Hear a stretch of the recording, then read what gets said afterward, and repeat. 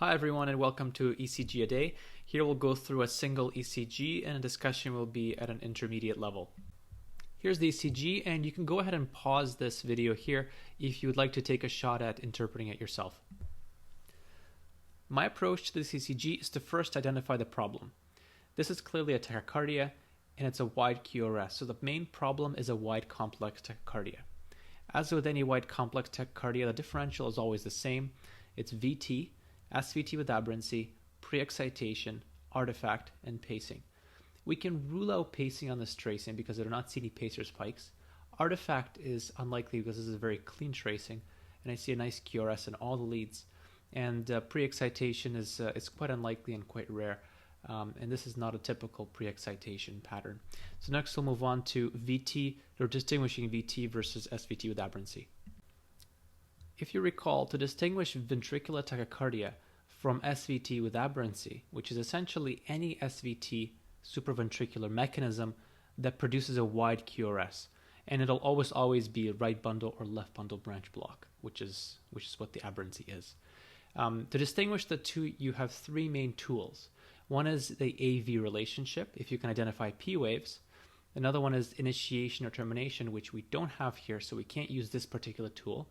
And the third tool is QRS morphology, which is, as you recall, is probabilistic. And so the best tool on any wide complex tachycardia is the AV relationship, which we'll focus on first. If we don't find P waves, we're really stuck with trying to identify how good of a bundle branch block it is, and at this point it's quite probabilistic. At this point I would suggest you pause the video and try to identify any P waves on this tracing. The biggest hints to identify P wave, or the best hints, is to look at the leads with the smallest QRS, because this leaves the most room to find the P waves. It's best to look for P waves within the ST segment, because finding P waves within the QRS, it's next to impossible to be certain that it's a P wave, right? And your only real chance of seeing a P wave and to be reasonably confident that it's a P wave is to identify it within the ST segment, because the ST segment represents repolarization, which is a low frequency phenomenon, and P waves are a depolarization. It's much higher frequency. It's more notched. It's rapid and upstroke and downstroke.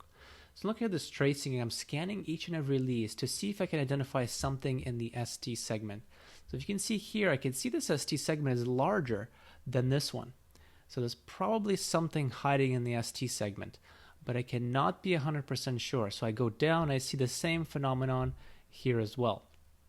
And if I go down to lead V1, oftentimes lead 2, 3, V1, and lead 1 are the best for identifying P waves, but you can really find them in any lead.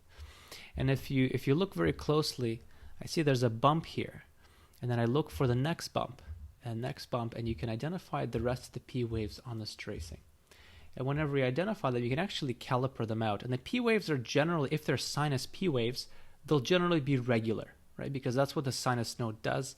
It produces regular P waves. And as you can see, we can march these P waves right through the tracing. And there's a bit of an early P wave right here. And this is probably a premature atrial contraction in the atria.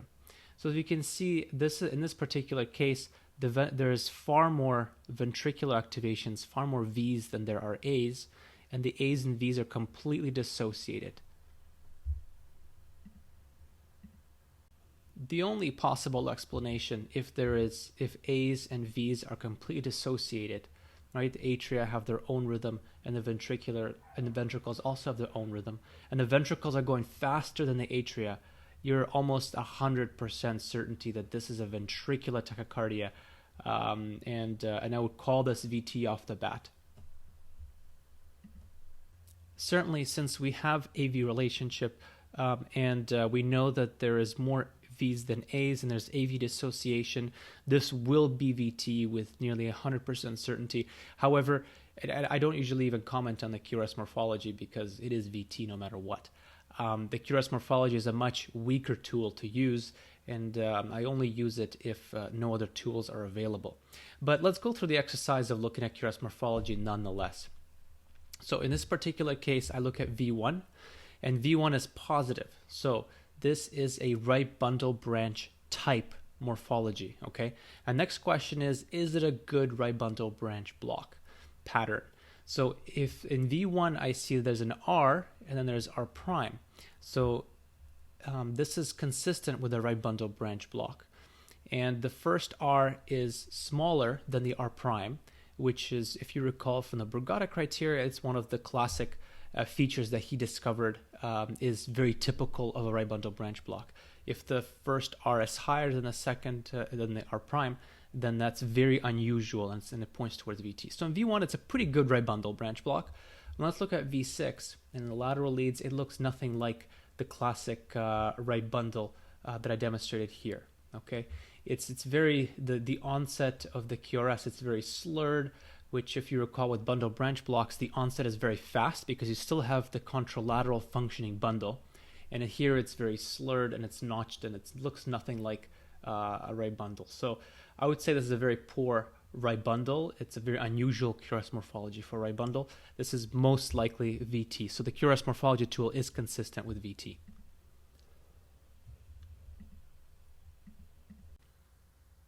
So the key learning point here is that AV relationship is the best tool for distinguishing VT from SVT with aberrancy. And for more details on how to distinguish VT from SVT with aberrancy, please see my deep dive video that really goes through all the techniques and all the tools we have available. Thank you very much.